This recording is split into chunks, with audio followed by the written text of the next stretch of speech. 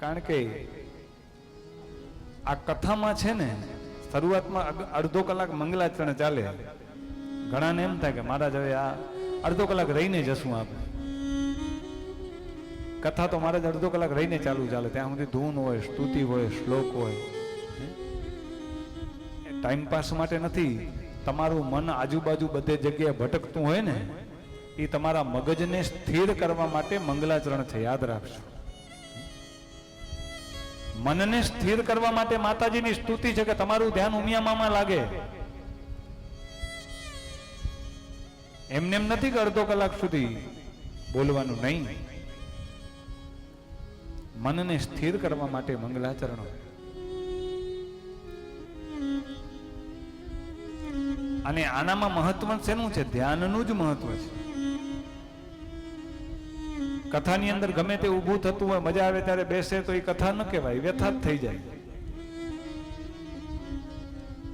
તમે જોજો, આના લીધે મોટા મોટા કથાકારોએ બધા પ્રસંગ ઉજવવાનું બંધ કરી નાખ્યું. તમે જોજો, મોટા મોટા કથાકારો છે એ કોઈ રામ જન્મ કે રામ વિવાહ કે કોઈ ઉજવવા જ નથી દેતા. એનું કારણ શું? એમને ખબર છે કે ઉજવવા દેશું તો કથાની અંદર વિઘ્ન આવે છે. એટલે કથાની અંદર વિઘ્ન ના આવવું. સતી પોતાના પતિને કહેવા લાગ્યા, પ્રભુ પિતાના ઘરે આમંત્રણની રાહ નથી જોતી. અને સતી ખૂબ જીદ કરી. મહાદેવ કે હવે તમને જાવું હોય તો જાઓ.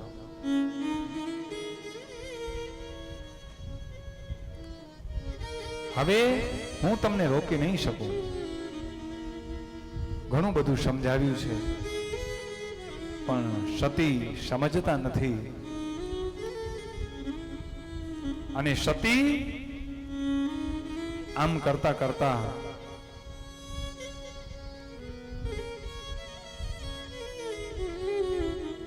મનમાં વિચાર કરે કે જો મારા પિતાએ આયોજન કર્યું છે તો હું ચોક્કસપણે મારા પિતાના ઘેર જઈશ.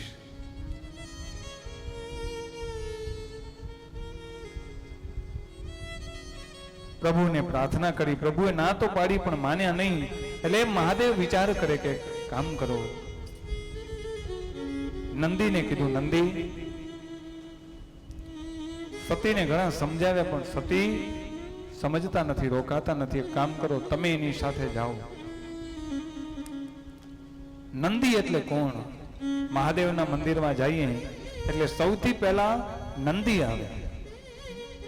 નંદી એટલે કોણ? નંદી એટલે ધર્મ છે.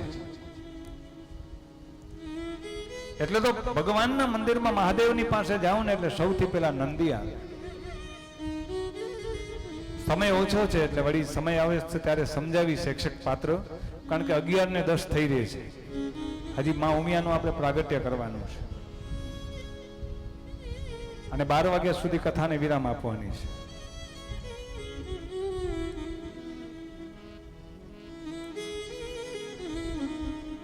એટલે જેટલું પીરસાશે, મેં કીધું ને હરિ અનંત, હરિ કથા અનંત. બધું કહી દેશું તો પછી બીજી વાર કથા નહીં થાય. અરે થોડું ઘણું બાકી રાખવું પડશે ને બીજી કથા માટે. હે હરેશભાઈ? પણ મહાદેવના આખા પરિવારનો પરિચય સમય હશે ત્યારે આપીશ. પણ નંદી છે ને એ ધર્મ છે.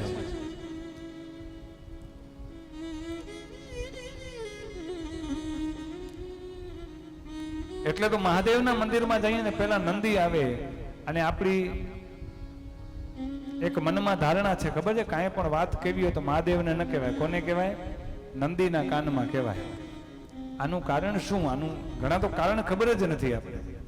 એનું કારણ એક જ છે કે મહાદેવ છે ને સમાધિનો દેવ છે. મહાદેવ સમાધિના દેવ છે. એટલે મહાદેવ પાસે આપણે રજૂઆત કરશું તો સતી રજૂઆત કરતા ત્યારે મહાદેવ ગમે ત્યારે સમાધિમાં હાલ્યા જતા. એને ખબર ન હોય સતી શું કહે છે. તો આપણે પણ ભગવાનના દર્શન કરવા માટે ક્યાં જઈએ છીએ? આપણે ભગવાન પાસે માંગવા જ જઈએ છીએ.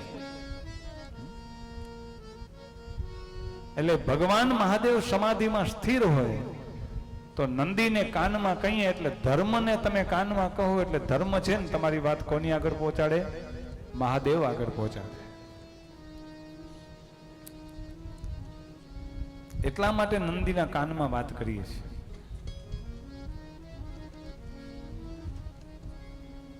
અને વાત આવી ત્યારે કહી દઉં, દરેક કથામાં કહેતો જઉં છું.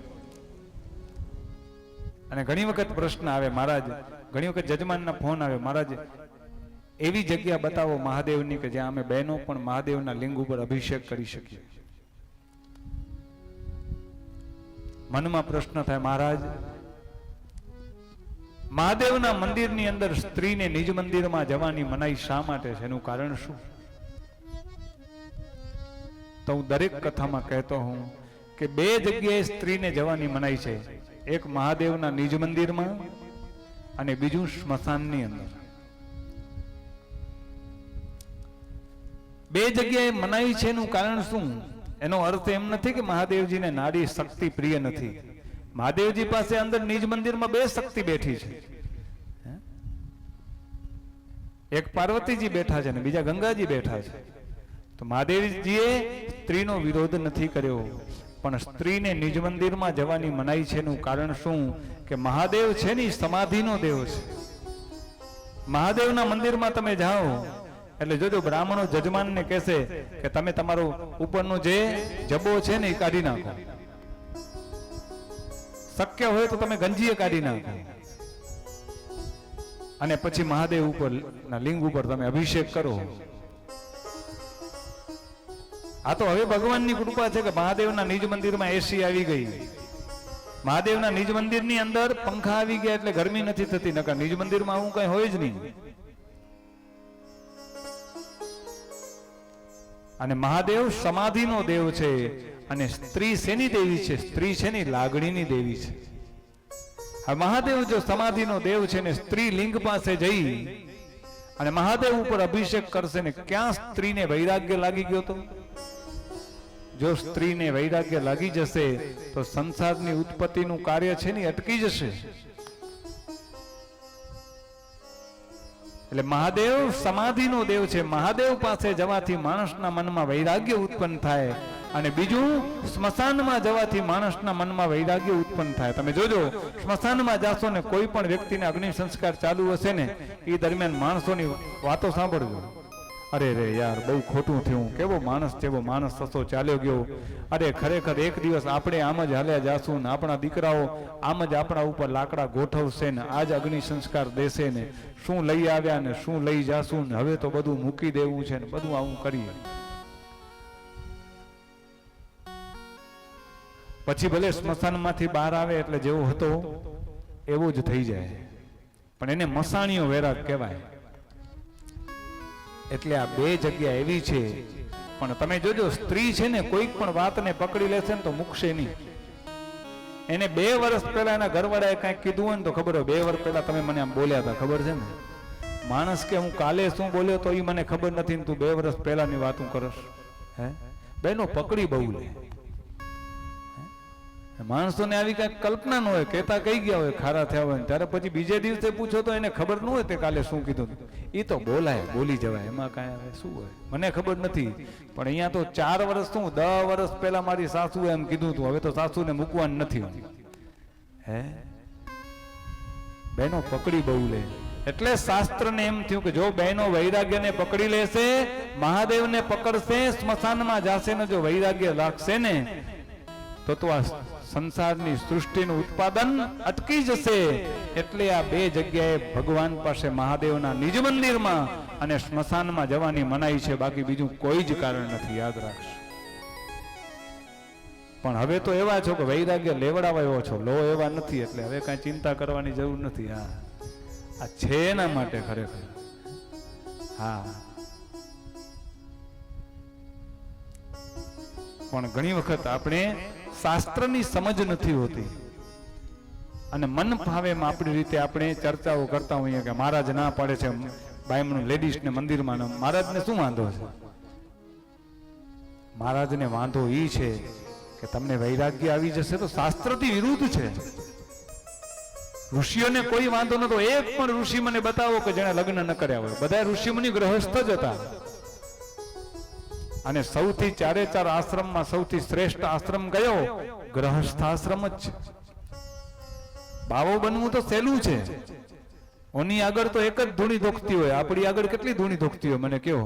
નોકરી કરો ત્યાં શેઠ ધોખતો હોય, પડોશી ધોખતો હોય, ભાઈબંધ ધોખતા હોય. લગ્ન કરી પછી બદલાઈ ગયો હે? એટલે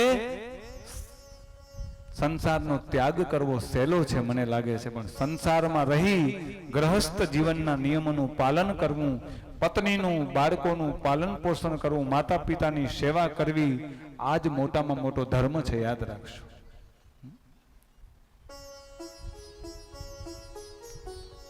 અને અહીંયા સતી પિતાના ઘરે આવે છે અને પિતાના ઘરે આવી અને સતીએ જોયું,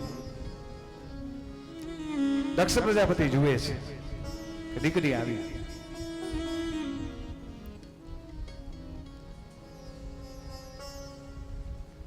પણ દીકરી પિતા બોલાવતા નથી. અને દીકરી જગતમાં એવું પાત્ર છે કે જે પોતાના પિતાનું પણ ન સાંભળી શકે અને પોતાના પતિ વિશે પણ ન સાંભળી શકે. યાદ રાખજો.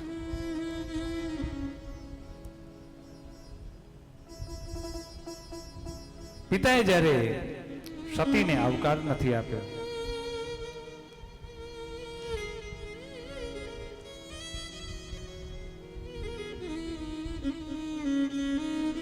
પણ શિવ પુરાણની અંદર પિતાને કઠોર બતાવ્યા છે, ભગિનીને કઠોર બતાવ્યા છે, પણ એક એવું પાત્ર છે કે માં એને વેદ વ્યાસજી પણ કઠોર નથી બતાવી શકે.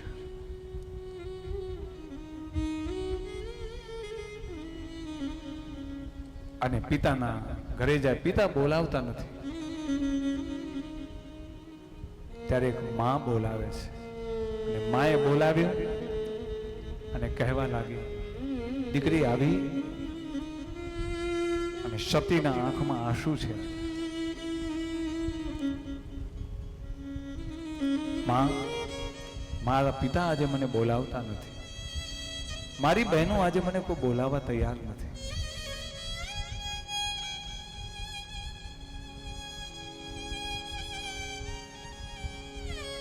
પિતા સામે જોવે પણ પિતા મોઢું આડું કરી નાખે.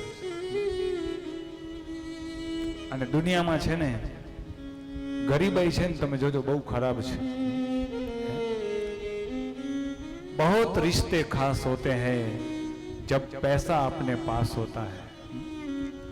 बहुत रिश्ते खास होते हैं जब पैसा अपने पास होते हैं. टूट जाते हैं वो सारे रिश्ता जब पैसा अपने पास नहीं होते हैं. નાણા વગરનો નાથીઓ અને નાણે નાથા. રૂપિયા હોય ને ત્યારે તમે 7મી પેઢીએ થતા હો ને તોય તમારી સેલ્ફી પાડીને સ્ટેટસ ઉપર રાખે કે આ મારો ભાઈ થાય.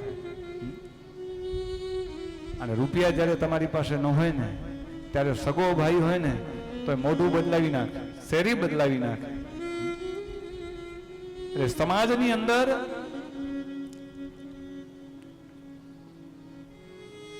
ગરીબાઈમાં જીવન પસાર કરવું બહુ અઘરું છે.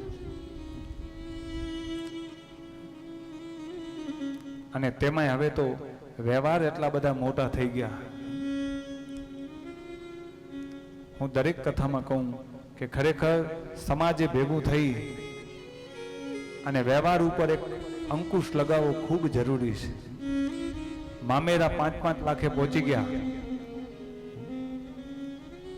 તમને આપ્યું, નિયાણીને આપવાનો વિરોધ નથી કરતો. તમને તમારી પાસે ખૂબ રૂપિયા હોય, તમારી બેનને 11 લાખ રૂપિયા એકાઉન્ટમાં આપી દેવો.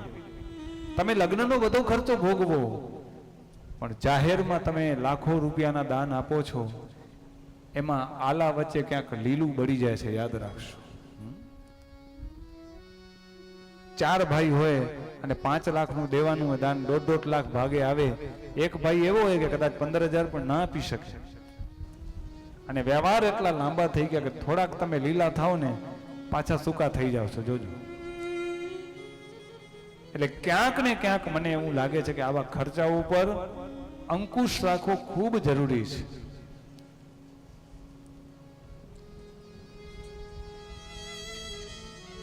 લગ્ન પ્રસંગ હું પૈસા વાળો છું ને એવું બતાવવા માટેનો એક અવસર થઈ ગયો છે, યાદ રાખજો.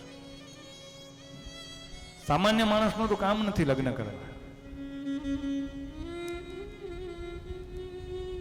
પણ કરજો ખૂબ ખર્ચા ના નથી. પણ મેં પહેલા કીધું, પતિ અને પિતા બેની આવકને ધ્યાનમાં લઈને ખર્ચા કરજો. કારણ કે હું પૈસા વાળો છું એવું બતાવવામાં ક્યાંક એક દિવસ માંગવા જવાનું ન થાય, જોજો.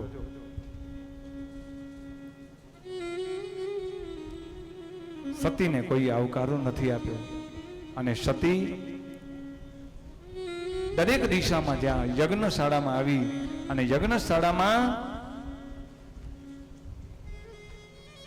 જ્યાં આવ્યા, દરેક જગ્યાએ જ્યાં જોયું, દરેક જગ્યાએ અલગ અલગ દેવોને સ્થાન હતું. પણ જ્યાં ઈશાન ખૂણાની અંદર નજર કરી, અને ઈશાન ખૂણામાં જ્યાં નજર કરીને ત્યાં મહાદેવજીનું સ્થાપન ન દેખાયું.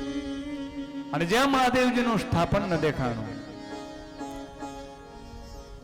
અને જ્યાં મહાદેવનું સ્થાન ન દેખાવું મળ્યું, એટલે પિતાને ઠપકો આપે છે કે હે પિતાજી, તમારામાં આટલું અભિમાન આવી ગયું કે તમે મારા પતિને સ્થાન નથી આપ્યું. અને ત્યારે દક્ષ પ્રજાપતિ ખૂબ કહેવા લાગ્યા, અરે સતી, તારા પતિને ક્યાં બેસવું, ક્યાં ઉઠવું, કોની સાથે બેસવું, કેવા કપડા પહેરવા, માણસો સાથે શું બોલવું, એનું કાંઈ ખ્યાલ જ નથી. મેં કોને દીકરી આપી દીધી મને ખબર નથી. અનેક કડવા વચનો જ્યારે બોલ્યા ને ત્યારે સતીથી સહન ન થયું. અને સતીથી સહન ન થયું એટલે સતીએ પોતાના પગના અંગૂઠામાંથી યોગાગ્નિ પ્રગટ કરી અને સતીએ પોતાના દેહને અગ્નિની અંદર બડબડ બડબડ ભરવા લાગી છે. સતીએ પોતાના દેહનો યોગાગ્નિ વડે પ્રગટ કરી સતીએ પોતાના દેહને એ યોગાગ્નિમાં બાળી નાખ્યો. આખા મંડપમાં હાહાકાર થઈ ગયો.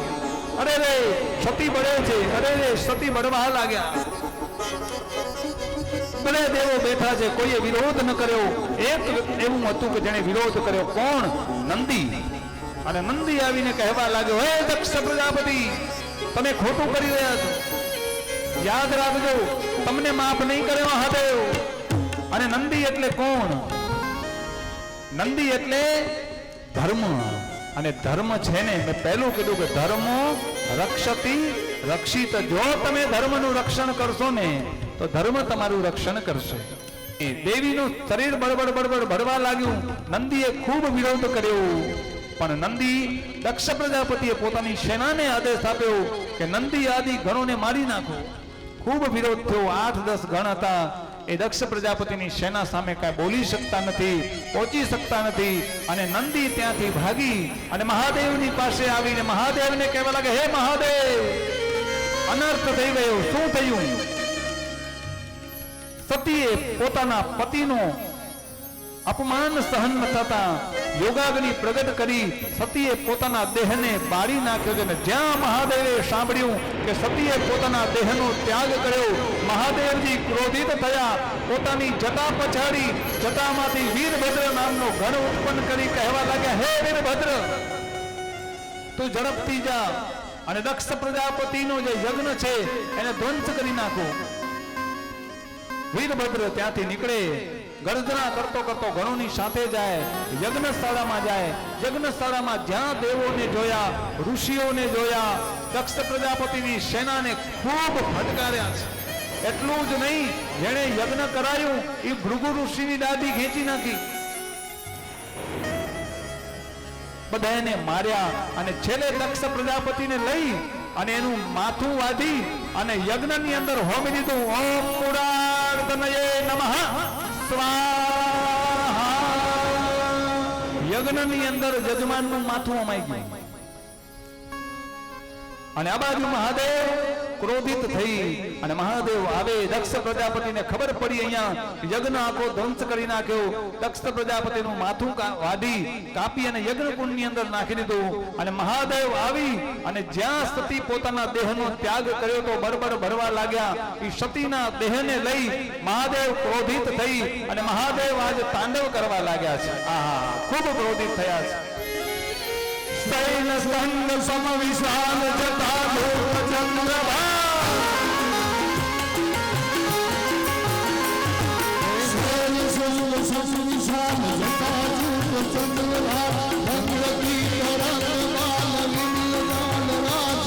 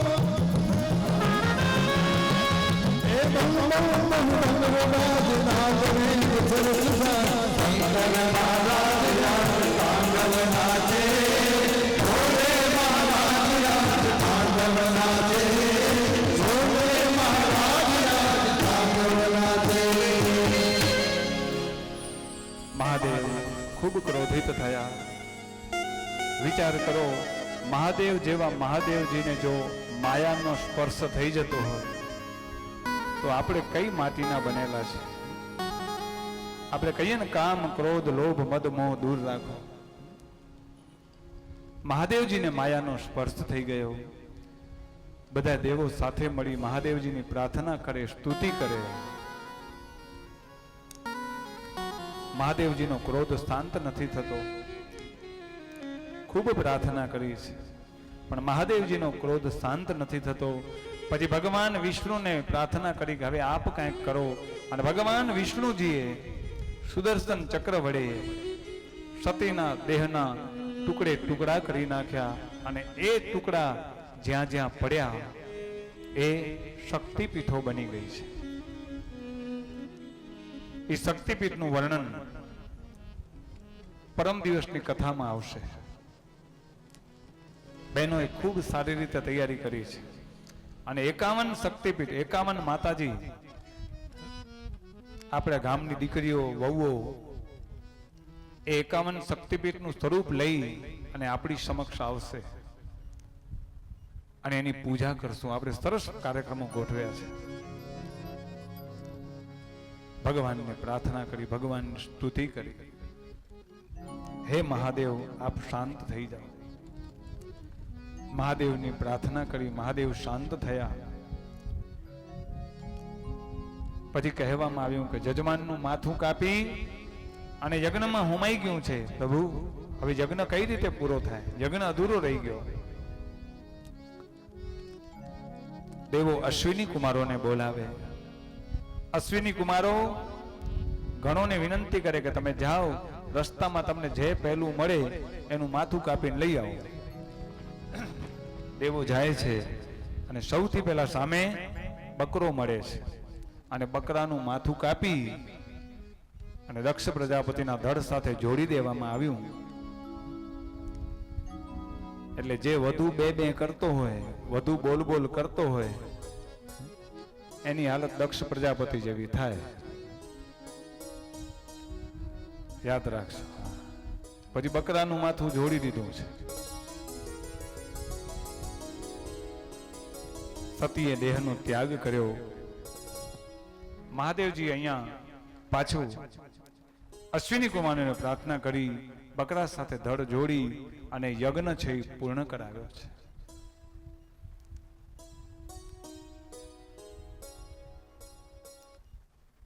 દિવસ વીતતા ગયા.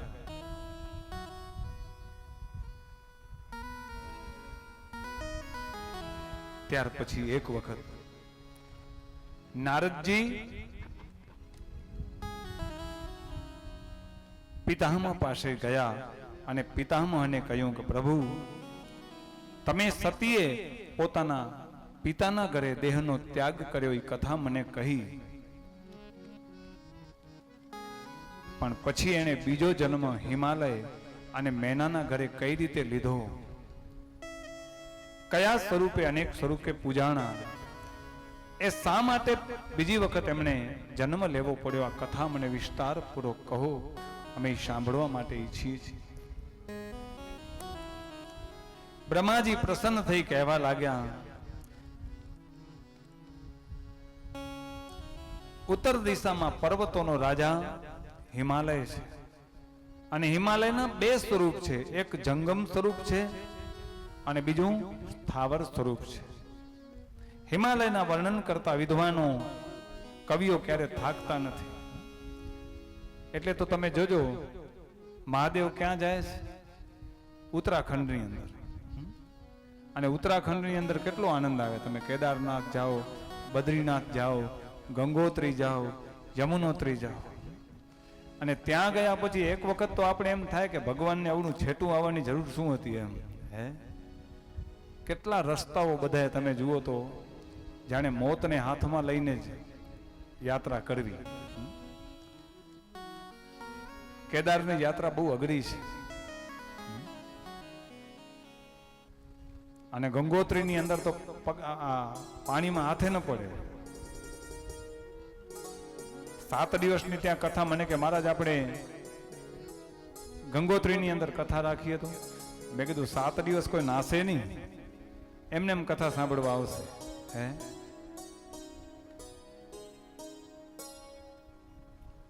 કારણ કે ત્યાં આમંત્રણ મળ્યું છે આપણા પૂજ્ય શાંતિદાસજી બાપુ,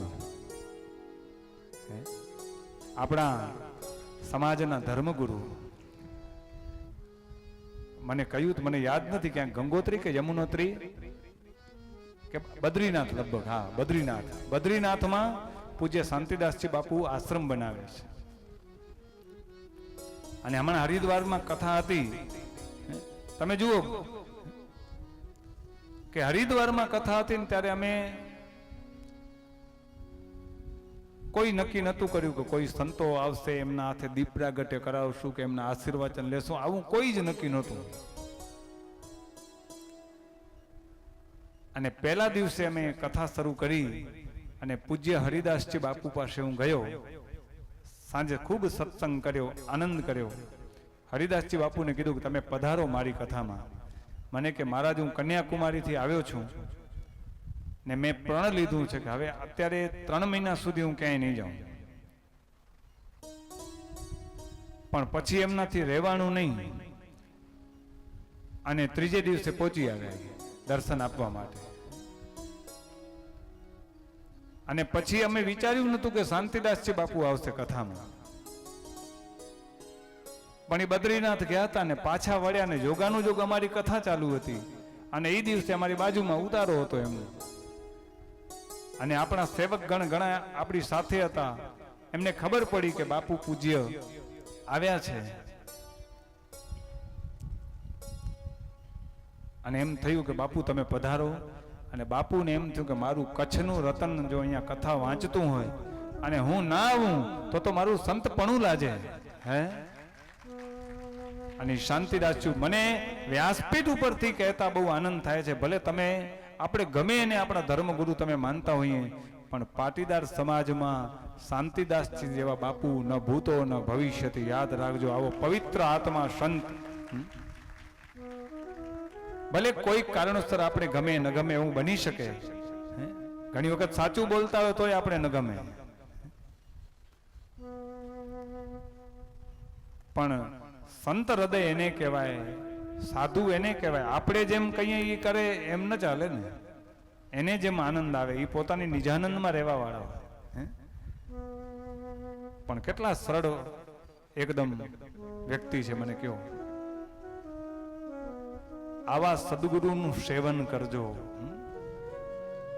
ઈશ્વર આશ્રમમાં આપણા મોહનદાસજી બાપુ છે, આવા સંતોનું સેવન કરજો.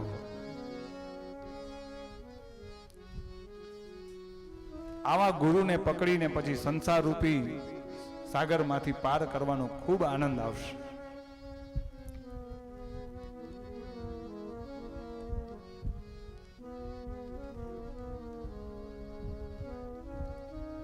બ્રહ્માજી કહેવા લાગ્યા કે હિમાલયની અંદર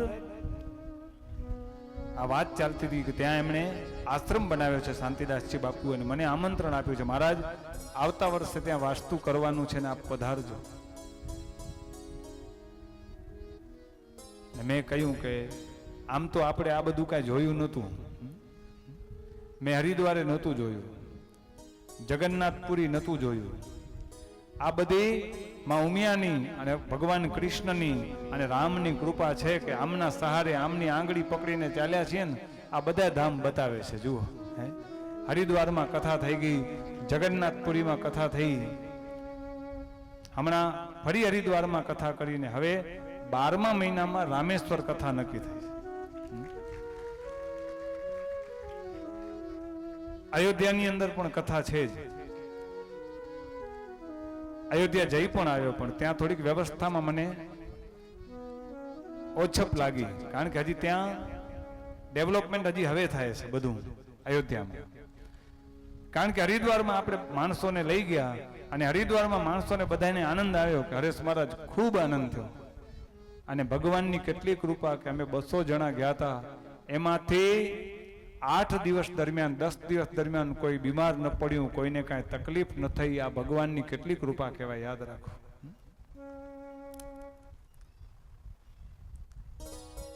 એટલે હવે આપણે હરિદ્વારમાં આયોજન કર્યું હતું એના કરતા એક પગથિયું ઊંચું ચડીએ તો મજા આવે ને કથા કરવાની. એનાથી એક પગથિયું નીચું ઉતરીએ તો મજા ના આવે કથા કરવાની. એટલે અયોધ્યામાં કથા થશે જ, જાહેરાત પછી કરીશ, સમય આવશે ત્યારે.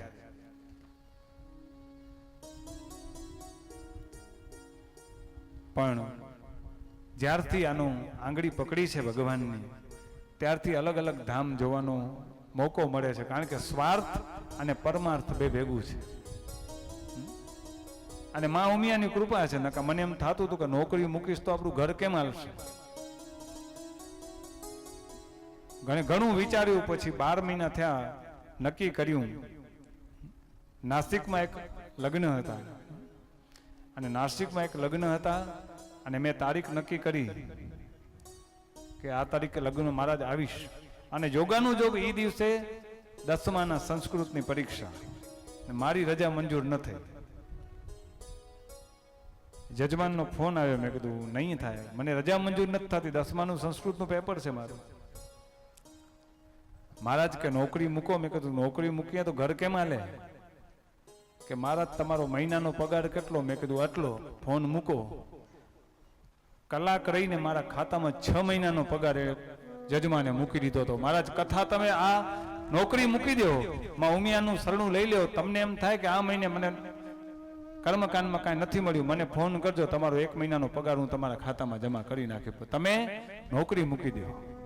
આવી જજમાનોની ભાવના હતી અને મુકાઈ ગઈ.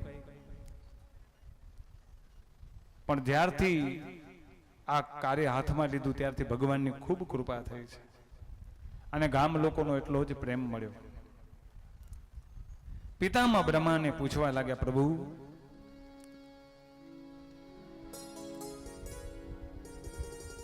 કે હિમાલયના ઘરે જન્મ કેમ લીધો? હંમેશા દિવ્ય રૂપ વાળો, આનંદ આપવા વાળો, સર્વાંગે સુંદર, સત્પુરુષોને અતિ પ્રિય, અને જેટલા જેટલા મહાપુરુષો હિમાલયની ગોદમાં જઈ અને તપસ્યા કરે છે.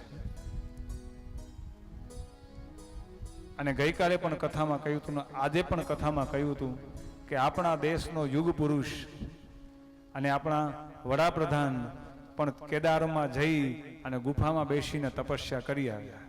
ઘણાને એમ થશે કે આ તો બધો દેખાડો છે, પણ તમે દેખાડો કરી તો જુઓ, બેસી તો જુઓ. હિન્દુસ્તાનની રાજગાદી ઉપર પહેલો કોઈ એવો રાજા બેઠો છે કે જેણે આપણા દેશના મંદિરોને બધા જુઓ તો ખરા, કાશી તમે જાઓ તો ખરા, ખબર પડે કે કેટલો સુધારો થયો છે, કેટલો વિકાસ થયો છે. આપણે હિન્દુઓ તો ભેગા થયા જ નથી ને થશું નહીં. પટેલો ભેગા નથી થતા તો હિન્દુ ક્યાંથી ભેગા થશે? મને કહો. હિન્દુઓને ભેગા કરવા માટે તો કુરુક્ષેત્રના મેદાનમાં ભગવાને ગીતા ગાઈ. ઘણું બધું એકત્રિત કરવા માટે હેરાન થયા. સાધુ સંતો મહાપુરુષોને થયા જ કરે છે. પણ હિન્દુઓ એવા છે કે જે જાગતા જ નથી, સુતા જ પડ્યા છે.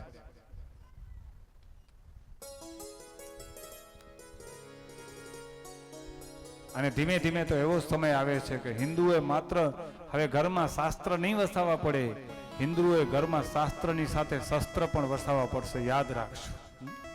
હવે આપણે માયકાંગલી પ્રજા નથી થવાનું. હવે ઘરમાં શાસ્ત્રની સાથે શસ્ત્ર પણ રાખો, નહીતર જીવી નહીં શકો. યાદ રાખશો.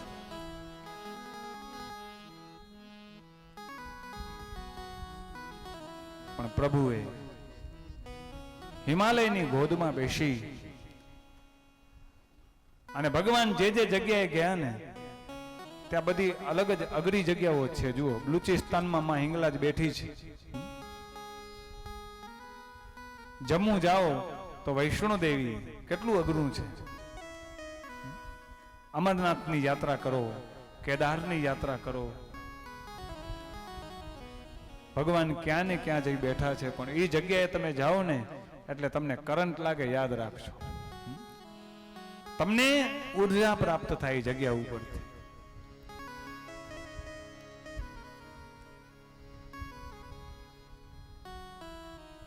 નારદજી પૂછવા લાગ્યા, બ્રહ્માજી કહેવા લાગે કે હિમાલય અને મેનાના ઘરે માં ઉમિયાનો જન્મ થયો, પણ કઈ રીતે થયો? નારદજી પૂછવા લાગે કે મને શંકા છે કે મેનાને સાપ હતો, એ સાપ શેનો હતો? આની વૃતાંતની કથા મને કહો. બ્રહ્માજી કહેવા લાગે, નારદજી સાંભળો. દક્ષ પ્રજાપતિને 60 પુત્રીઓ, એનામાં સ્વધા નામની પુત્રી પિતૃઓ સાથે પરણાવી. તેને 3 કન્યાઓ થઈ, મેના, ધન્યા અને કલા. આ 3 દીકરીઓ જન્મી લોકમાતાઓ હતી. એક દિવસ સનકાદી મુનિઓ આવે છે અને સનકાદી મુનિઓ આવ્યા, સભા આખી ઊભી થઈ ગઈ, પણ આ 3 કન્યાઓ ઊભી ન થઈ. અને 3 કન્યાઓ ઊભી ન થઈ એટલે સનકાદિક મુનિઓએ હાથમાં જળની અંજલિ લઈ અને શ્રાપ આપી દીધો કે જાઓ, તમે પિતૃઓની કન્યા છો, છતાં પણ મનુષ્યોની જેમ મૂઢ અને ગર્વિષ્ઠ થયેલી છો, માટે તમે સ્વર્ગમાંથી દૂર થઈ અને પૃથ્વી પર જન્મ લેવો. ત્રણેય બહેનો નવાઈ પામી દુખી થઈ શનકાદિક મુનિઓના પગમાં પડીને કહેવા લાગી, અમે મૂર્ખ છીએ, અમને કાંઈ ખબર ન પડી, તમે બ્રાહ્મણ છો, કૃપાળુ છો, માફ કરો. સનત કુમારોએ પ્રસન્ન થઈ અને આશીર્વાદ આપ્યા, હે પિતૃઓની પુત્રી, તમને જે શાપ લાગેલો છે એનો તમને ઉધાર પણ કહું છું. સૌથી મોટી જે મેના છે એ વિષ્ણુના અંગરૂપ હિમાલયની પત્ની થશે. હિમાલય છે ને ભગવાન વિષ્ણુનું સ્વરૂપ છે, એની પત્ની થશે અને પાર્વતીના નામે ઓળખાશે. યોગીની મેના પાર્વતી અને પતિ શંકરના વરદાનથી એ જ પરમપદ કૈલાસને પામશે. બીજી જે કન્યા હતી ધન્યા, જેને શ્રાપ લાગ્યો હતો, એ જનક રાજાને વર્ષે અને મહાલક્ષ્મીજી સ્વરૂપ સીતાજી નામની એની પુત્રી થશે. ત્રીજી હતી એ કલાવતી છે કે જે વૈશ્ય વૃષભાનુની પત્ની થશે અને એના ઘરે પણ રાધા નામે દીકરી થશે. એને શ્રાપ લાગ્યો પણ શ્રાપની અંદર વરદાન હતું, કારણ કે 3 જોગ માયાઓને જન્મ દીધો. એકે માં ઉમિયા પાર્વતીને જન્મ આપ્યો, એકે સીતાજીને જન્મ આપ્યો અને એકે વૃષભાનુની દીકરી રાધાજીને જન્મ આપ્યો. અને આજે પણ તમે વૃંદાવનની અંદર જાઓ તો વૃંદાવનની અંદર જાઓ તો વૃંદાવનની અંદર એક જ નામનો મહિમા છે. કયા? રાધાજીનો. વૃંદાવનની અંદર જે 3 પર્વત છે, બરસાનાનું, ગોવર્ધનનું,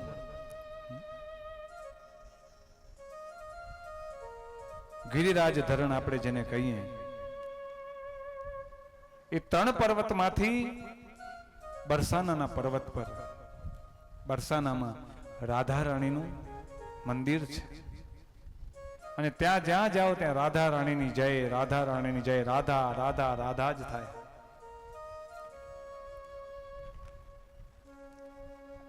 અને તમને ક્યારેક ઈશ્વરની અનુભૂતિ કરવી હોય તો વૃંદાવનમાં, આમ તો દરેક ધામમાં થાય, દરેક ધામમાં નહીં, આ કથા મંડપમાં પણ વ્યાસપીઠ ઉપરથી કહું છું કે આ 4 દિવસ દરમિયાન આ કથા મંડપમાં ઉમિયામાં આવશે ને આવશે. આ નક્કી જ રાખજો. માત્ર તમને જોવાની આંખ અને શ્રદ્ધા હોવી જોઈએ. કયા સ્વરૂપે આવશે એ ખબર નથી. તેમ આજે પણ તમે નિધિવનમાં જાઓ ને વૃંદાવનમાં, તો નિધિવનની અંદર ભગવાન રોજ રાસ રમવા માટે આવે છે. રોજ ભગવાનની સયા તૈયાર કરવામાં આવે, પથારી તૈયાર કરવામાં આવે, ત્યાં દાંતણ મૂકવામાં આવે, લોટો મૂકવામાં આવે, ભગવાનની શણગાર આદિ મૂકવામાં આવે, રોજ રાતે મૂકવામાં આવે.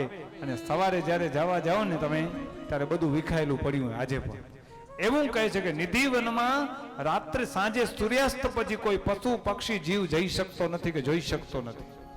આજુબાજુ જે મકાન છે 2-3 માળાના, એ પણ નિધિવનની અંદર બાજુમાં પોતાની બારીઓ બંધ રાખે છે. પણ મન ચંગા તો કથરોટ મેં ગંગા. આ શ્રદ્ધાનો વિષય છે.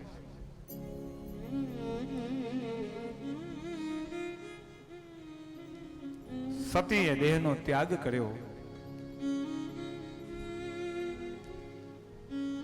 અને આ બાજુ બ્રહ્માજી કહેવા લાગ્યા કે હિમાલય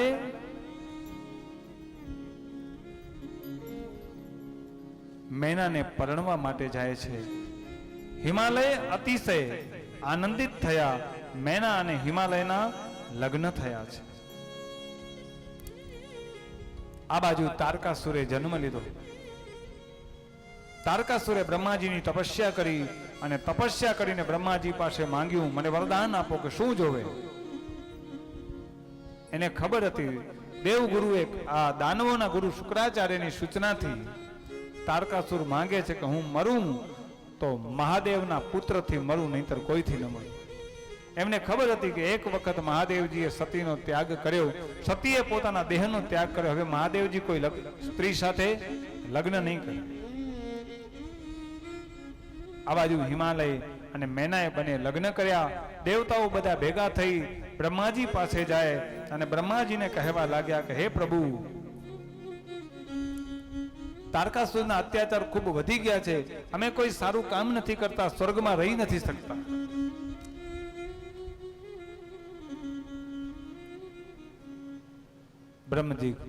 બ્રહ્માદેવ કહેવા લાગ્યા, દેવો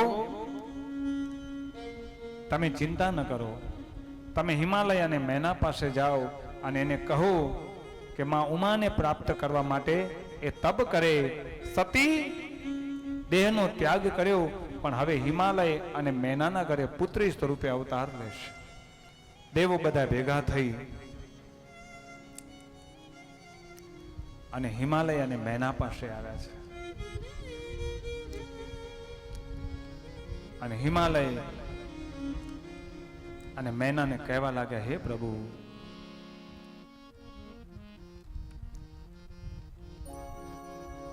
અમે બ્રહ્માજીની આજ્ઞાથી તમારી પાસે આવ્યા છીએ.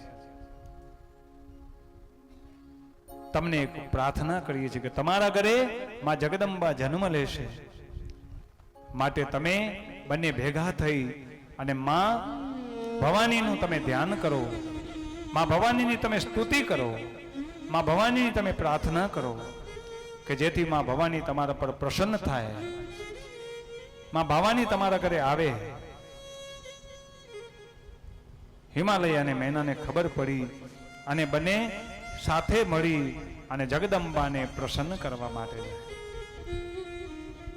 જગદંબાને પ્રસન્ન કરવા માટે માં સતીની પ્રાર્થના કરે, સ્તુતિ કરે છે માં ભવાનીની. માં ભવાનીની પ્રાર્થના કરી કહેવા લાગ્યા કે હે માં ભવાની, આંખો બંધ કરી હિમાલયમાં એક સ્થળે જઈ બંને જણા હાથ જોડી માં ભવાનીની સ્તુતિ કરે. ખબર પડી કે માં ભવાની આપણા ઘરે જન્મ લેવા વાળી છે. માં પ્રસન્ન થયા, કહે માંગ, શું આપું? મેના રાણી કહેવા લાગ્યા કે જો મને આપ વરદાન આપવા ઈચ્છતા હો તો મને 100 પુત્ર થાય જે દીર્ઘ આયુષ્ય વાળા હોય, પરાક્રમી સમૃદ્ધિ ભોગવનારા હોય, પણ મને એક દીકરી એવી દેજો કે જગતમાં પૂજ્ય હોય, દેવી દેવાનું કાર્ય એ પુત્રીના હાથે થાય. હું દરેક કથાની અંદર કહેતો હું કે એક પિતા પૂર્ણ પિતા ક્યારે બને ખબર છે? કે જ્યારે એના ઘરે દીકરીનો જન્મ થાય ત્યારે. અને જેના ઘરે દીકરી છે ને એને વાંધાય કે ઊંઝા જવાની જરૂર નથી, તમારા ઘરે તમારી દીકરીને નિયાણીને રોજ પગે લાગજો, માં ઉમિયા સાક્ષાત તમારા ઘરે આવી છે. આવો, મારા આમંત્રણને માન આપી અમારા સારસ્વત સમાજના પ્રમુખ અશોકભાઈ જોશી અને એમની ટીમ આવી છે. રવજીભાઈ, જોરદાર તાળીઓથી વધાવીએ. ભુજથી અમારા સમાજના પ્રમુખ, મંત્રી, ઉપપ્રમુખ, સૌને વ્યાસપીઠ તરફથી આપને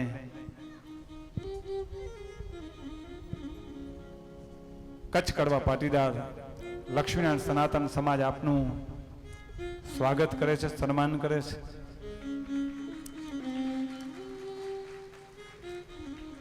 મારી જ્યાં પણ કથા હોય અને હું સમાજને આમંત્રણ આપું એટલે અમારા સમાજના પ્રમુખ કથા ગમે ત્યાં હોય એ પહોંચી આવે કે નહીં, અમારા સમાજનું રત્ન છે ને વ્યાસપીઠ પર બેઠું છે. તમને કેમ એમ થાય કે અમારા મંગવાણાનું રત્ન છે અને વ્યાસપીઠ પર ગમે ત્યાં બેઠું હોય તમે બધા પહોંચી આવો છો, તેમ એમને એમ થાય કે અમારા સમાજનું રત્ન છે ને વ્યાસપીઠ પર બેઠું હોય ને અમે ન જઈએ તો કેમ ચાલે? આ પ્રમુખ આવા હોવા જોઈએ. જો આ કેટલી ઉચ્ચ ભાવના. નહીતર આજે કહી દઉં તમને, કોઈને કોઈના માટે સમય નથી, કોઈના પાસે, નવરા માણસ પાસે સમય નથી, તમને કહી દઉં. અને આ માં ઉમિયા, માં ભગવતીની કૃપા હોય ને તો જ આ માંડવામાં બેસી શકાય. બાકી તો ઘણા બારેથી આવ્યા હશે, મુંબઈથી, પુનાથી, હૈદરાબાદથી, ક્યાંથી ને ક્યાંથી. આપણી દીકરીઓ તો લંડનથી પહોંચી આવી છે. બોલો, ખરેખર આ ધન્યવાદ નથી. અશોકભાઈ, કેટલી ભાવના! બોલો, આપણે એમ કહીએ કે આપણે નિયાણીને દીધું, અરે આપણે શું આપી શકીએ? દેવા તો ઈ આવ્યું છે ગામને આશીર્વાદ, એ મારો પરિવાર, મારા માવતર રાજી રહેજો. આપણે શું આપી શકીએ? તમે 2-5 હજાર 10 હજાર આપશો, એમાં દીકરી બિચારી શું 2 લાખ રૂપિયા ટિકિટ થઈ હશે?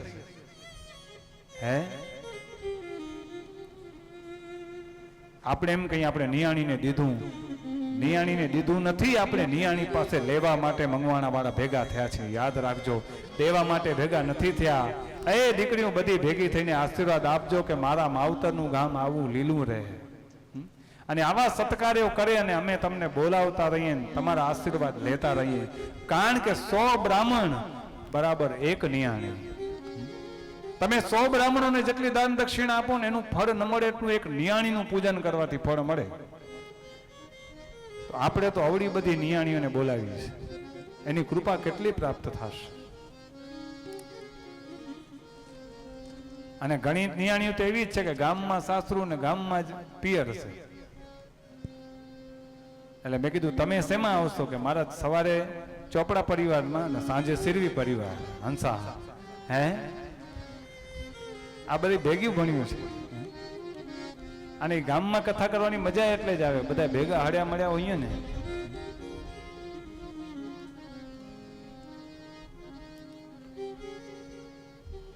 પણ હિમાલય અને મેના માં જગદંબા પાસે પ્રસન્ન કરી અને પ્રાર્થના કરવા લાગે, હે માં એવું વરદાન આપ કે 100 પુત્ર થાય, દીર્ઘ આયુષ્ય વાળા થાય, પરાક્રમી થાય, સાહસી થાય, પણ એક દીકરી એવી દેજે કે જગતની અંદર આ મા બાપનું નામ કરી જાય, એવી શક્તિ આપશે. એટલે પિતા પૂર્ણ પિતા ત્યારે જ કહેવાય કે જ્યારે એના ઘરે દીકરીનો જન્મ થાય. યાદ રાખજો, દીકરીના મા બાપ બનવાનું સૌભાગ્ય ગમે તેના ભાગ્યમાં નથી હોતું. દીકરીના મા બાપ બનવાનું સૌભાગ્ય રામ અને કૃષ્ણને પણ પ્રાપ્ત નથી થયું. જો તમારા ઘરમાં દીકરી હોય ને તો તમે ભાગ્યશાળી પિતા છો, યાદ રાખજો. ઘણા તો વિદ્વાન એમ કહે કે રાવણને દીકરી નહોતી ને એટલે એને સીતાનું હરણ કર્યું. જો રાવણને ભગવાન દીકરી દેત ને તો સીતાનું હરણ ન કરત, યાદ રાખજો. અને સમાજની અંદર જેટલા ખરાબ બનાવ બને છે ને, એ દીકરીનો બાપ બન્યા પછી એનામાં ક્યારેક ખરાબ વૃત્તિ દ્રષ્ટિ નહીં આવે. તમે જોજો, પછી એવું જ વિચારે કે નહીં, હું કોઈકના સાથે આવું કરું છું, મારી દીકરી સાથે આવું થાય તો. દીકરીનો બાપ છે ને પૂર્ણ પિતા કહેવાય. દીકરી જન્મે ને, આ દીકરો જન્મે ત્યારે ભગવાન એમ કે જા તું તારા બાપને મદદ કરજે. પણ દીકરી જન્મે ને ત્યારે ભગવાન એમ કે તું જા તારા બાપને હું મદદ કરીશ. આટલો ફરક પડે. અને દીકરીનો બાપ કદી દુખી હોય જ નહીં. જોજો, એ કાંઈ ધંધો ન કરતો હોય તો જલસામાં આનંદથી જીવતો હોય. કારણ કે દીકરો ભાગ્યથી પ્રાપ્ત થાય, પણ દીકરી સૌભાગ્યથી પ્રાપ્ત થાય, યાદ રાખશો. અને જીવનમાં જેણે એક વખત કન્યાદાન કરી દીધું ને એની 21 પેઢી તરી ગઈ. 21 પેઢીનો ઉદ્ધાર થઈ જાય.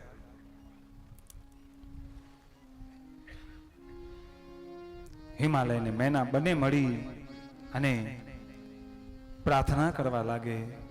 કાળક્રમે માતાજીએ તથાસ્તુ કહ્યું અને કાળક્રમે મૈનાનો પ્રથમ પુત્ર અવતર્યો, જેનું નામ મૈનાક રાખવામાં આવ્યું. સૌ ભાઈઓમાં શ્રેષ્ઠ અને બળવાન અને પરાક્રમી થયો છે. અને હવે જેની રાહ જોઈ રહ્યા હતા એ હિમાલયની અતિ તેજસ્વી પત્ની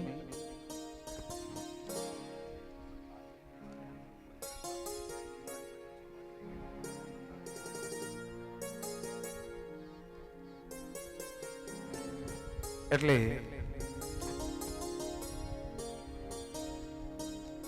જેની રાહ જોઈ રહ્યા હતા એમાં ભવાનીને પ્રસન્ન કરવા માટે, ભગવતીને પ્રસન્ન કરવા માટે હવે મેના એમાં ઉમિયાનું ધ્યાન કરવા લાગ્યા છે. કલ્યાણ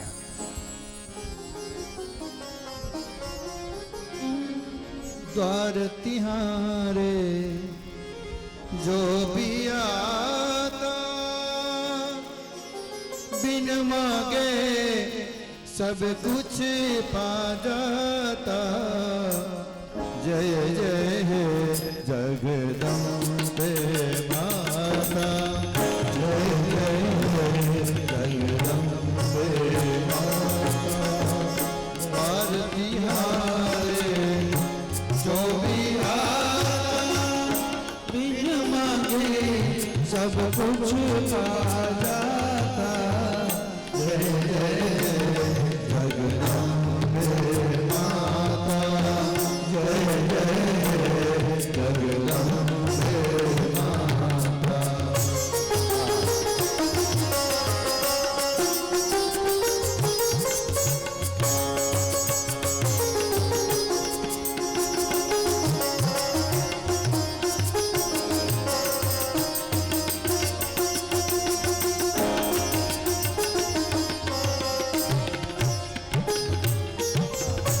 મેના અને હિમાલય બંને સાથે મળી માનું ધ્યાન ધરવા લાગ્યા અને માનું ધ્યાન ધર્યું અને હિમાલયે માં ભવાનીનું ધ્યાન ધરતા ધરતા મેનાને પોતાનું તેજ પધરાવ્યું છે, ઋતુદાન આપ્યું છે. અને જ્યારથી તેજ પધરાવ્યું માં ભવાની મેનાના ગર્ભમાં આવ્યા ને ત્યારથી તો મેના આહા એવા એમના રૂપ નિરખવા લાગ્યા, પ્રકાશિત થવા લાગ્યા. અને મેનાને દિવસે ને દિવસે સરસ મજાના સ્વપ્ન આવ્યા લાગ્યા. કારણ કે મેનાને ખબર છે કે મારા પેટની અંદર કોઈ સામાન્ય સ્ત્રી નથી, સાક્ષાત જગદંબા મારા કુખેથી જન્મ લેવાની છે. અને જ્યારે એ જન્મ લેશે ને ત્યારે હું મારો જન્મ મારું આ પૃથ્વી ઉપર અવતરવાનું ભાગ્ય થઈ જશે, હું ભાગ્યશાળી બની જઈશ. અને મને જે સનકાદિક સનત કુમારોએ જે મને શ્રાપ આપ્યો છે ને એ શ્રાપ મને વરદાનમાં બદલાઈ જશે.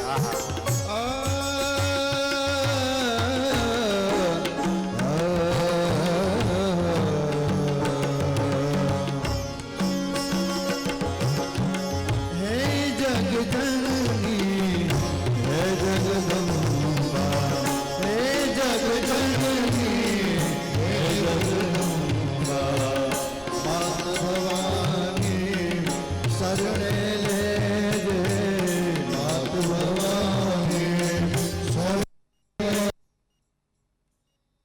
જગજનની, હે જગદંબા, હે જગજનની, હે જગદંબા.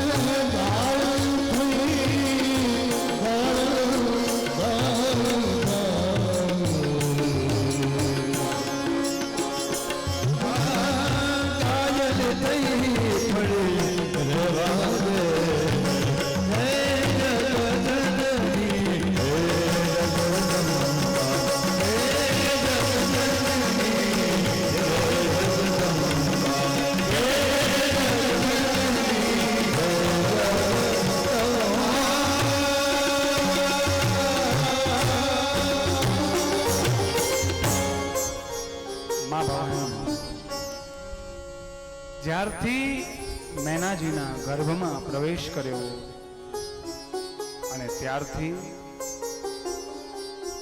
મેના રાણી પ્રકાશિત થવા લાગી છે. અને એવું કહેવાય પણ હિમાલય દિવસે ને દિવસે, આમ તો હિમાલય અંદર સૌંદર્યનો ખજાનો,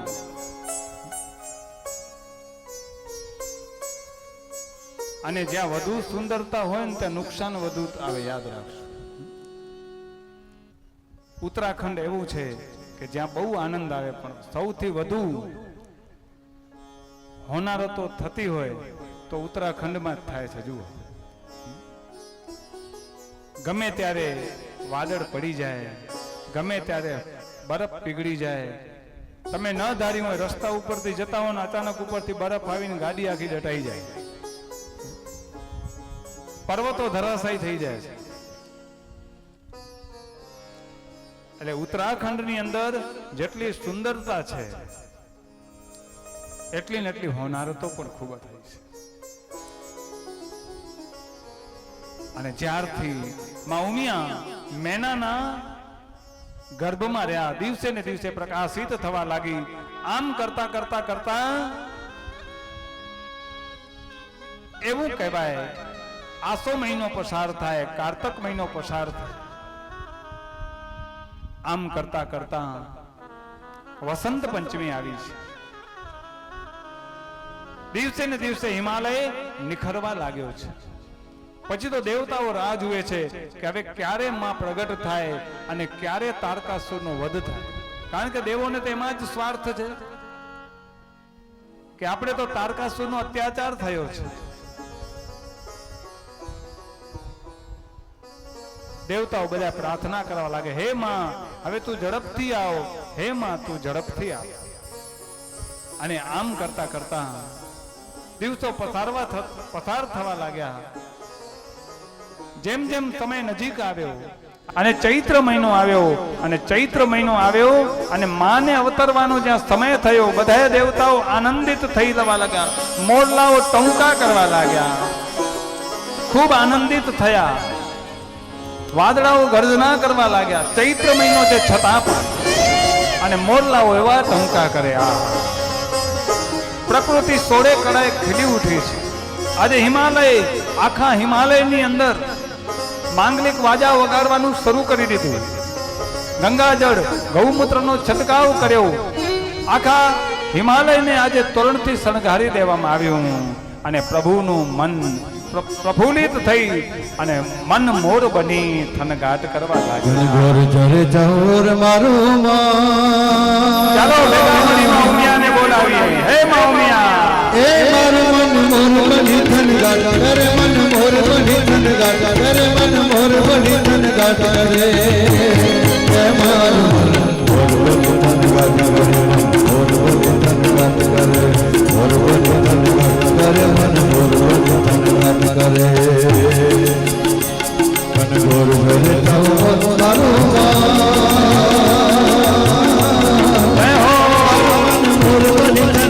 હજી વાત છે. કરે મન મોર બની થનગાટ કરે. હે મારું મોર બની થનગાટ કરે, મોર બની થનગાટ કરે, મોર બની થનગાટ કરે, મન મોર બની થનગાટ કરે.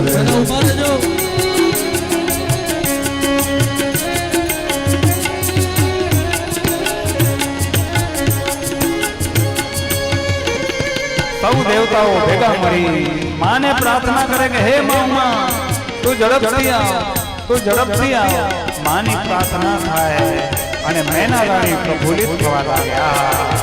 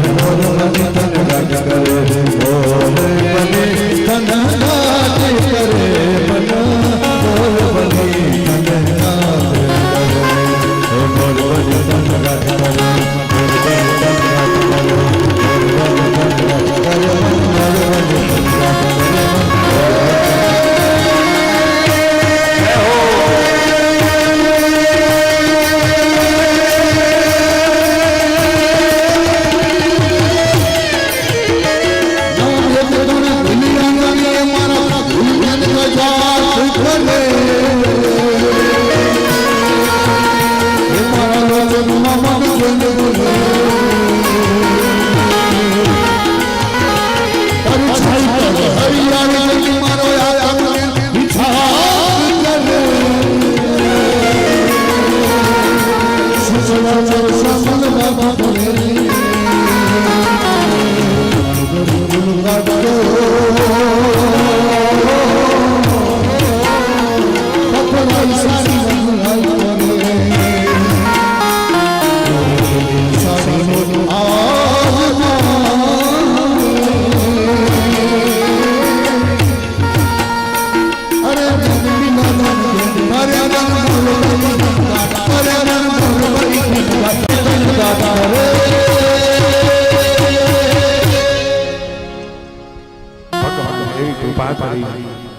ધીમે ધીમે આખું જગત પ્રસન્ન થયું છે.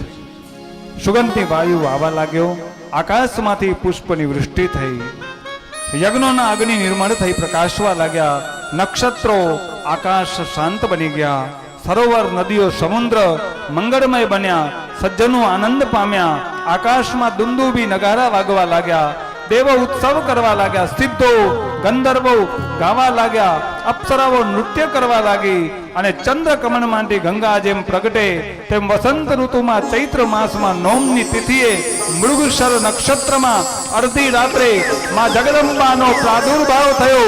આકાશમાંથી દેવતાઓ પુષ્પોની વૃષ્ટિ કરવા લાગે, દેવતાઓ જય જયકાર કરવા લાગે. બોલીએ શ્રી ઉમિયા માત કી જય.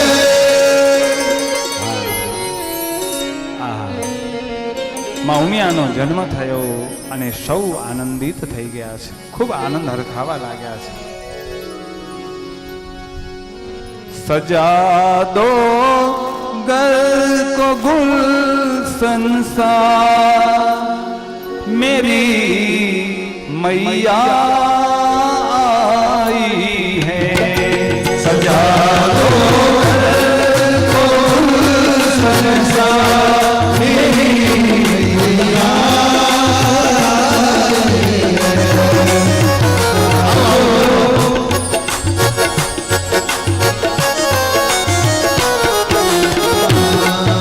લગે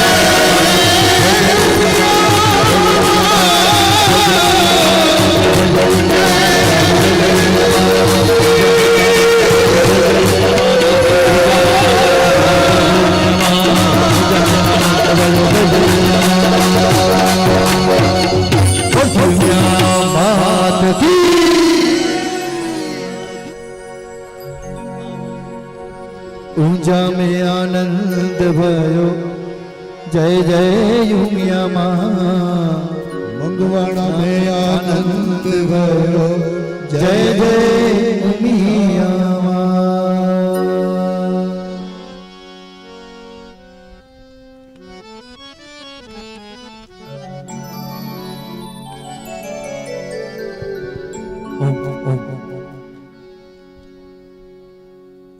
માતાજી નું પૂજન કરવા માટે આવી જાઓ મહેન્દ્રભાઈ ઓમ ઓમ ઓમ નમો દેવ્યય મહાદેવ્યય શિવાય સતતમ નમઃ નમઃ પ્રકૃતિ ભદ્રાય નિયતા પ્રણતાશ્મતામ સર્વમંગલ માંગલ્યે શિવે સર્વાર્થ સાધિકે શરણ્યે ત્રંબકે ગૌરી नारायणी नमस्तुते ह्रीं उमिया देव्यै नमः पूजनार्थे गंधाक्षतवशपाणिं समर्पयामि बोली उमिया मात की जय।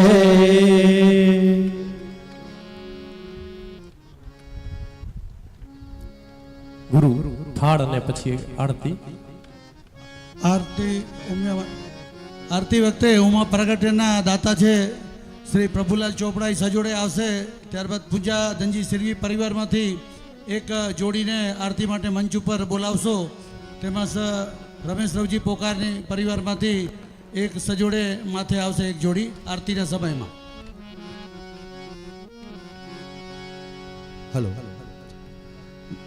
વેલા વેલા આવો ઉમિયા માવડી, વેલા વેલા આવો ઉમિયા માવડી.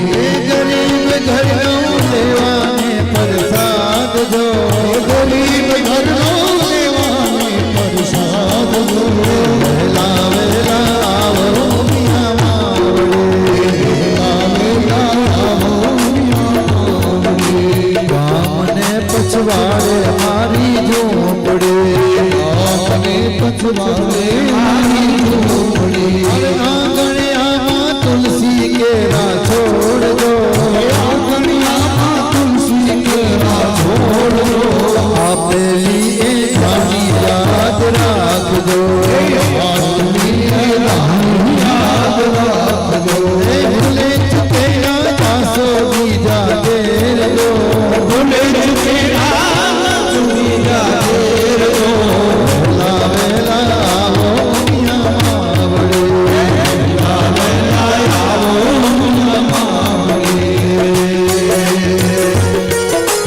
ખાધીને ખૂંદીને બનાવ્યો ખીચડો, ખાધીને ખૂંદીને બનાવ્યો ખીચડો. ઉપર નાખ્યા તાજા તલના તેલ જો, ઉપર નાખ્યા તાજા તલના તેલ જો. મીઠો રે લાગે તો પરિવાર માંગજો, મીઠો રે લાગે તો પરિવાર માંગજો. મારી શરમાશો તો તમને મારા સમજો, શરમાશો તો તમને મારા સમજો.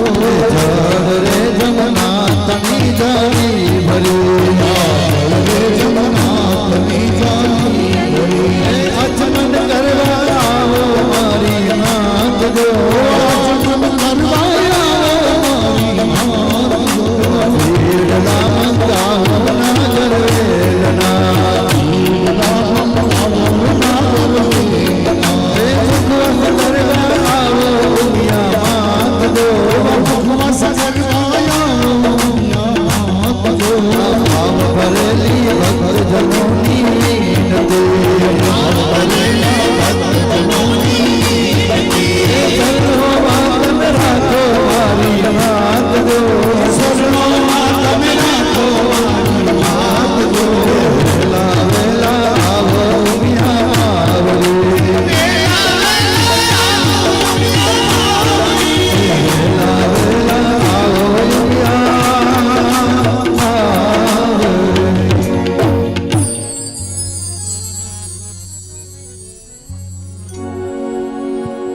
હાલ આરતી. હલો. સન્માન લઈ લઈએ આપણે વચમાં, પછી આરતી લેશું. તો અમારા સમાજના પ્રમુખભાઈ શ્રી અશોકભાઈ છંગાણી જે આપણા વક્તા શ્રી હરેશભાઈ જોશીનું સન્માન કરવા માંગે છે, તો એમને કહીશ કે આપણે હેમાંગભાઈ, મનોજભાઈ, ઉમેદભાઈ બધા આવી અને આપણા વક્તા શ્રીનું સન્માન કરવા માંગે છે.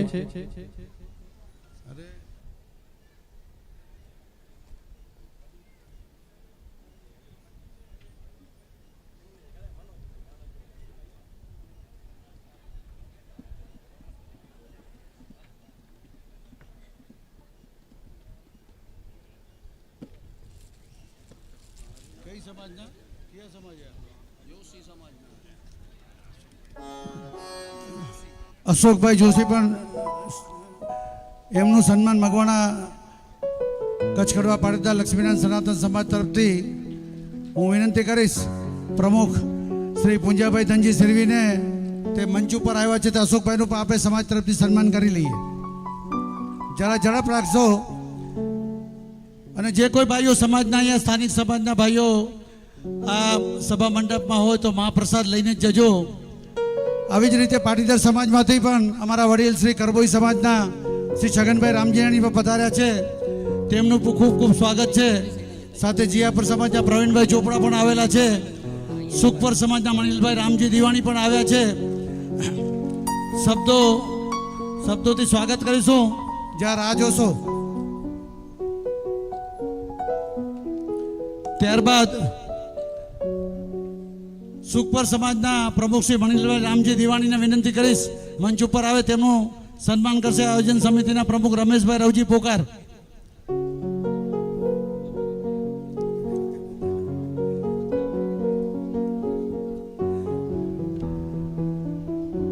આ અશોકભાઈ જોશીની સાથે એમના મંત્રી અને ઉપપ્રમુખ અને ખજાનચી પણ આવેલા, તેમનું પણ શાબ્દિક સ્વાગત કરીએ છીએ.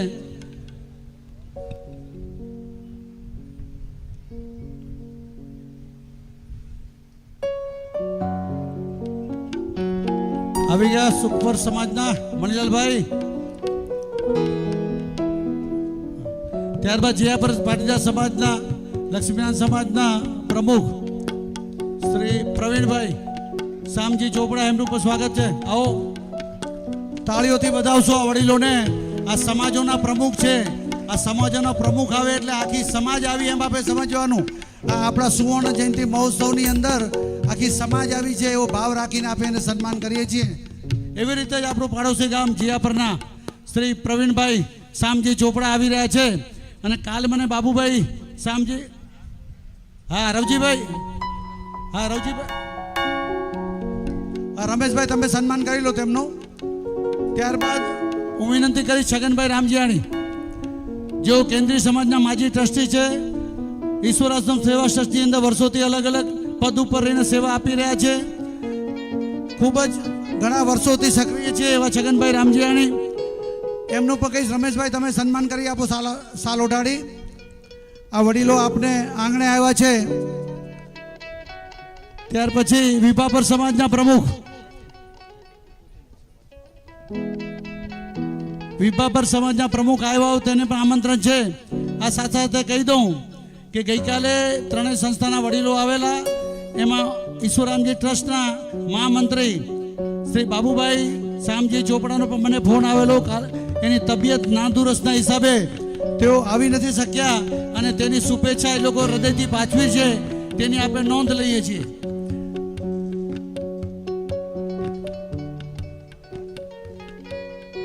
આવો વિભાપર સમાજના પ્રમુખ રમેશભાઈને વિનંતી, તમે પણ એનું સન્માન કરશો. આવે છે ઓન ધ વે છે, આવે છે. 2 મિનિટમાં આપણે પૂરું કરશું. આજે થોડુંક મોડું થયું છે ઉમા પ્રાગટ્યની અંદર, તો આપણે બધાએ સંયમ જાળવો છે અને આરતી કરી પ્રસાદ લઈને આપણે હમણાં જ પૂરું કરશું. પછી આપણે મહાપ્રસાદનો લાભ લેશું. આ વિભાપર સમાજના આવી ગયા છે પ્રમુખ. ભાવભર્યું સ્વાગત છે આ મગવાણાના આંગણે સુવર્ણ જયંતિ પ્રસંગે.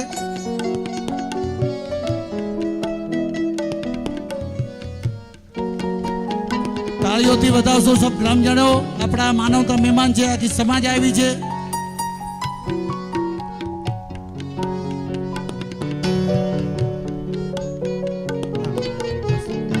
આ પૂર્ણ થઈ ગયું. આગળની કાર્યવાહી મારા તમે શરૂ કરી શકો છો. આરતીનું જે છે આરતી માટે યજમાનો ઉપર આવી જશો.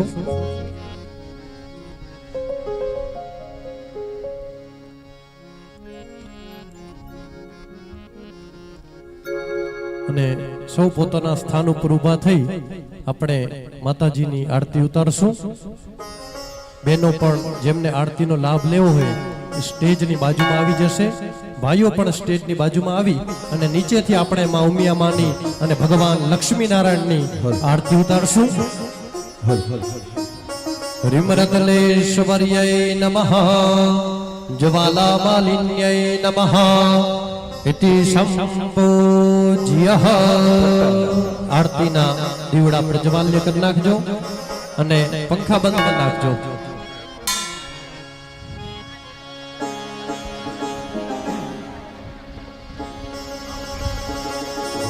શ્રી માત કી જય. ઓમ જય ઉમિયા માતા મૈયા, જય ઉમિયા માતા, જય ગિરિરાજ કિશોરી, જય ગિરિરાજ કિશોરી, સર્વે સુખદાતા. ઓમ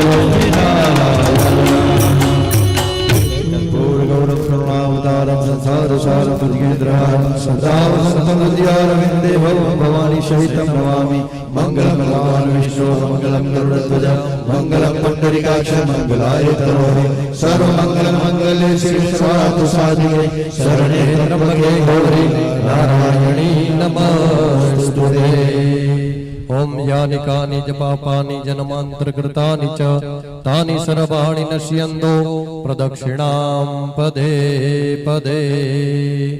હાથથી ભગવાનને માતાજીને આરતી આપી દેજો. હસ્તાભ્યમ દેવતાભિવંદનમ દેવતાભિવંદનમ દેવતાભિવંદનમ. પછી તમે પોતે આરતી લઈ લેજો. સ્વ આત્મ કલ્યાણાર્થે આત્માભિવંદનમ ચક્ષુરવંદનમ શિરસાભિવંદનમ. યજમાનો આરતી વાર હાથ ધોઈ નાખજો. હાથની અંદર પુષ્પ ચોખા લઈ ભગવાનને મંત્ર પુષ્પાંજલિ અર્પણ કરીએ.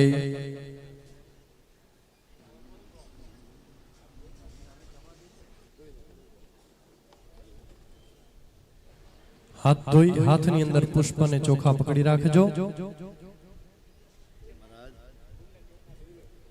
ફૂલ અને ચોખા લઈ ભગવાનને મંત્ર પુષ્પાંજલિ અર્પણ કરીએ. ઓમ જગનેન જગનમય જંત દેવા સ્થાની ધર્માણિ પ્રથમાન્યાસન્ન દેહનાકમ મહિમાનઃ સજંત યદુર્વે સાધ્યાઃ શાંતિ દેવાઃ. ચરણ કમલેયો મંત્ર પુષ્પાંજલિ સમર્પયામિ. માતાજી આગળ પુષ્પ મૂકી દેજો. ચરણ કમલેયો મંત્ર પુષ્પાંજલિ સમર્પયામિ. પ્રાર્થના પૂર્વક નમસ્કારાન સમર્પયામિ. હવે આગળની સૂચના આપી દેજો. હાલો, હવે દરેક પરિવારને માતાજીના દર્શન કરવા હોય તો એક પછી એક અહીંયાથી આવીને દર્શન કરીને ઓલી બાજુ ઉતરતા જાય. બધાને દર્શનનો લાભ મળશે, આરામથી આવે. અને એક સૂચના છે કે આરતી માટે જે લોકોને કીધું હોય ને એ જ મંચ ઉપર આવીને આરતી કરે. આપણે કોઈ નિયાણીને કે અહીંયા બોલાવ્યું નહોતું કે અહીંયા આવી જાય. કોઈ બી છે ને મંચ ઉપર જેને કીધેલું હોય એ જ મંચ ઉપર આવવાનું આરતીમાં.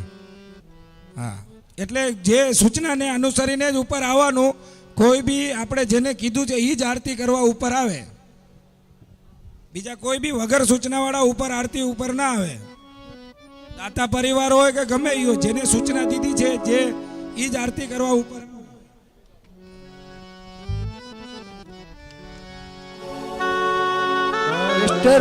સ્ટેજ પર ઉભેલા અને વિનંતી કે જલ્દીથી તમે ખાલી કરો છો. દર્શન કરાવવા છે બધાને.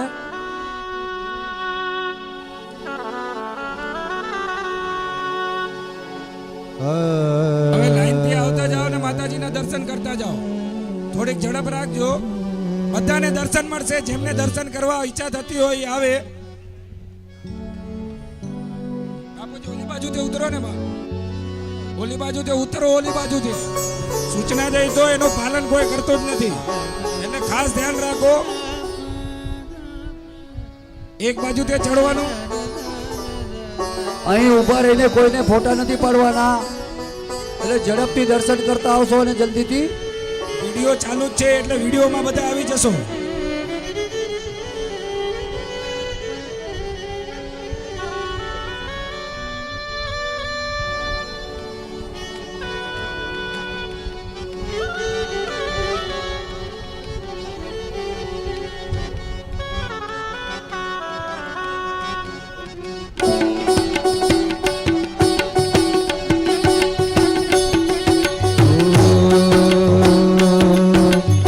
જય ભવાની જય અંબે, જય ભવાની જય અંબે, જય ભવાની જય અંબે, જય ભવાની જય અંબે, જય ભવાની જય અંબે, જય ભવાની જય અંબે, જય ભવાની જય અંબે, જય ભવાની જય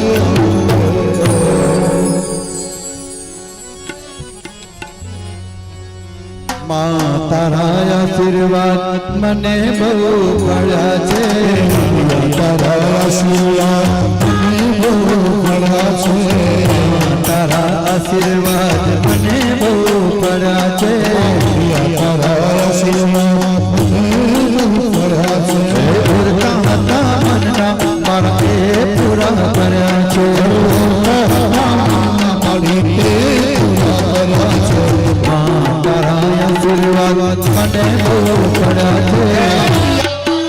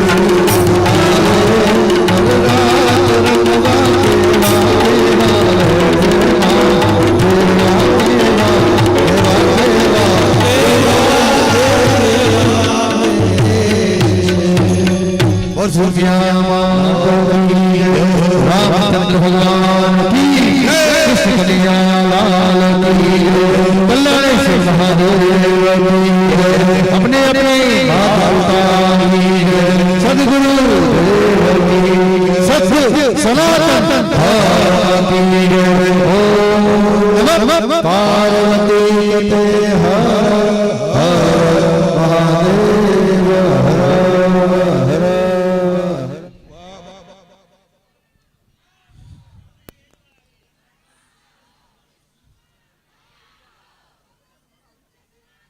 ધર્મ કી જય. હવે આગળનું સત્ર આપણે 3 વાગે નિયાણીનો સત્કાર કાર્યક્રમની શરૂઆત કરશું. 3 વાગે શાર્પ બધી નિયાણીઓ જમાઈઓ ફઈ ફુવાઓ અહીંયા આવી જાય 3 વાગે. તો આપણે પહેલાં આજે સિરવી એના ત્યારબાદ આપણે નાકરાણી પોકાર ભીમાણી પોકાર સામાણી ભીમાણી પરિવાર અને પરવાડિયા પરિવારની નિયાણીનો આજે સ્ટેજ ઉપરથી સત્કાર કરશું. ધ્યાન રહે, સિરવી નાકરાણી પોકાર ભીમાણી પોકાર સામાણી અને ભીમાણી અને પરવાડિયા પરિવારનું નિયાણી જમાઈ ભાઈ ભુવા 3 વાગે અહીં હાજર રહે. સિરવીની બધી નિયાણીઓ નથી, ફક્ત પૂંજા ધનજી સિરવીની જ નિયાણીઓ આજે સ્ટેજ ઉપરથી સત્કાર થશે. ધનજી શિવગણ સિરવી પરિવાર ધનજી શિવગણ સિરવી પરિવારની જ નિયાણી સ્ટેજ ઉપર આજ સત્કાર થશે. બાકી સિરવી પરિવારની નિયાણી આવતીકાલે છે. તો 3 વાગે બધી નિયાણીઓ અહીંયા શાર્પ હાજર રહી જાય. ગેટ ઉપર આપણે ત્યાંથી આપણે એનું સ્વાગત કરશું. સભા મંડપની જ્યાં એન્ટ્રી છે ત્યાં આગળ. તો સમયસર આવી જવા વિનંતી. આજનો દિવસ નિયાણીઓ સૂવે નહીં, ફટાફટ આવી જાય તો આપણે ટાઈમસર આગળનો કાર્યક્રમ સમયસર પૂર્ણ કરી શકીએ.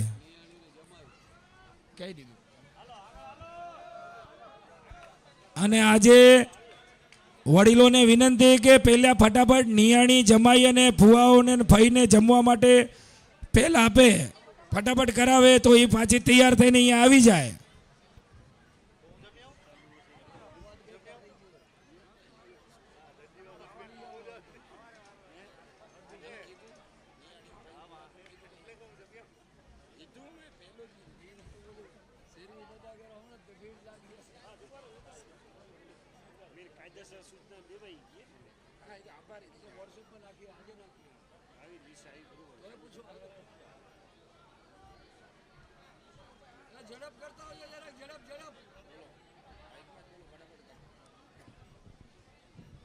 હાલો, દર્શન કરવામાં જરાક ઝડપ રાખશો.